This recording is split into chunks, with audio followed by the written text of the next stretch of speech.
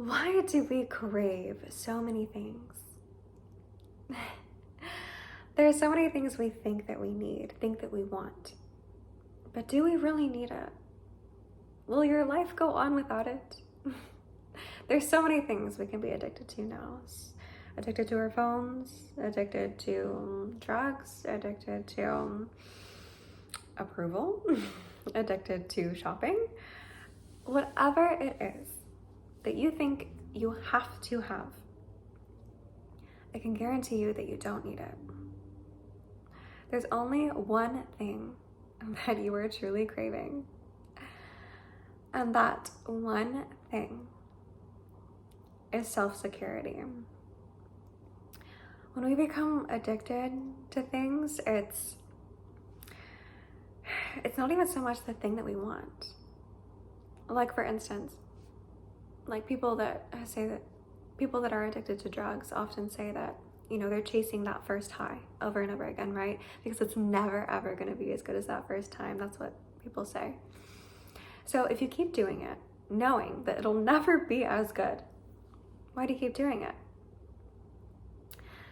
It's not even the feeling that you're going after, because that feeling, is not there. So why do you keep going after it?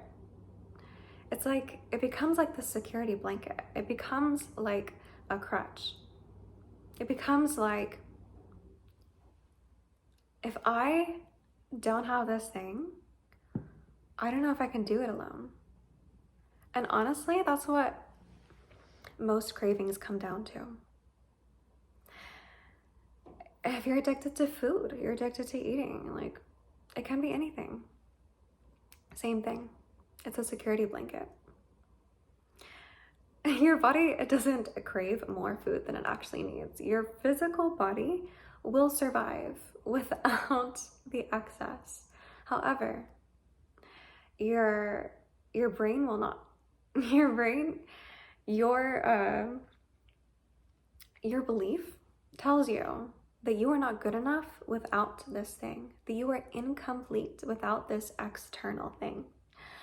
And that right there is why we think that we need external objects. That's why we buy excessively. That's why we consume so much. I look at our society. We're constantly buying all kinds of things that we don't need. Most of us don't even really want them. Realistically, we don't even want them. We want that feeling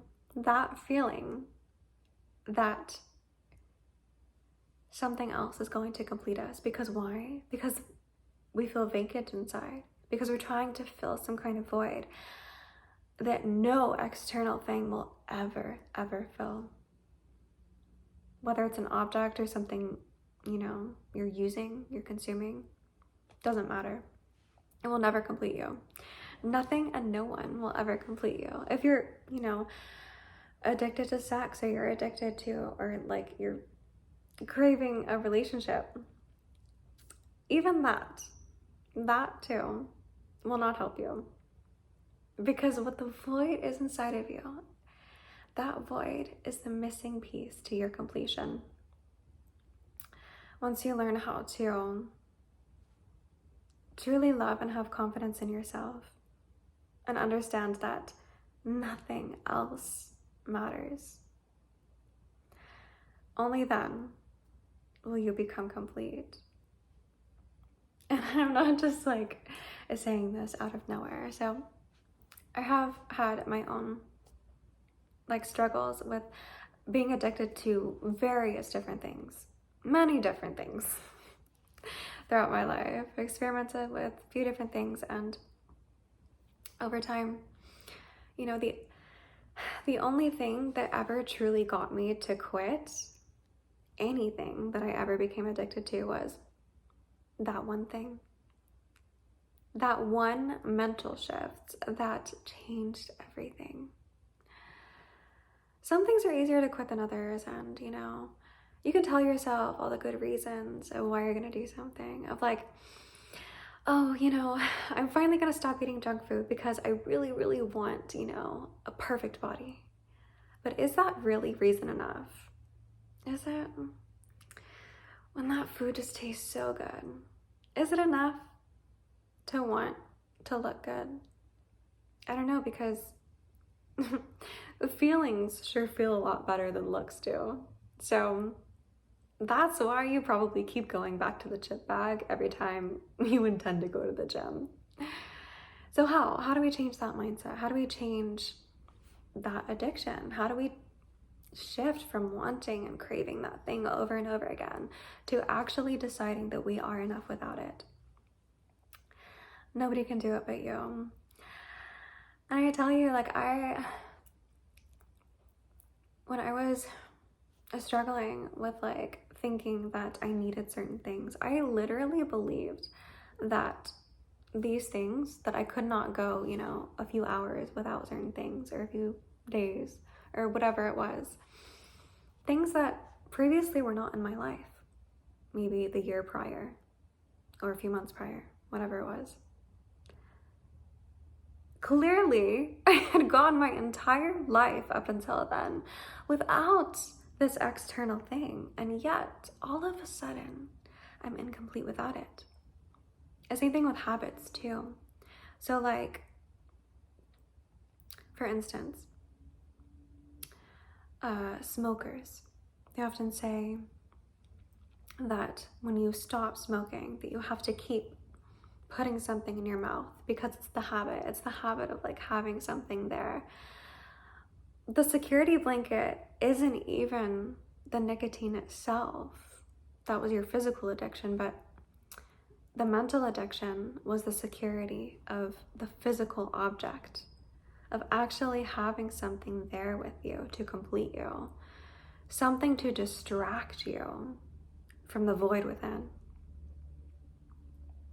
And I actually did smoke for a certain amount of time, and I never did that. I never did like the thing where you transfer it with another object in your mouth, or like chewing gum or whatever. I never did that.